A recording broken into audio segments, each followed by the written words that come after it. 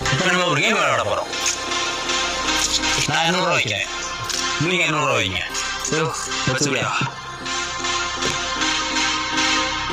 இப்போ 300 கொடுத்து நான் அதை வாங்கிக்கிறேன்.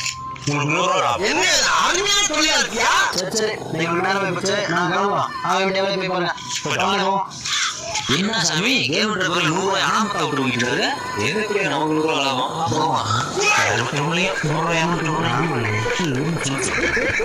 தம்பி ஒரு நிமிஷம்.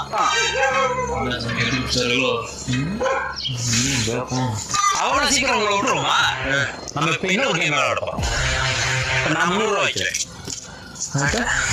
நானும் 100 வைக்கிறேன். 1000 கொடுத்து வாங்க போறேன். எதுக்கு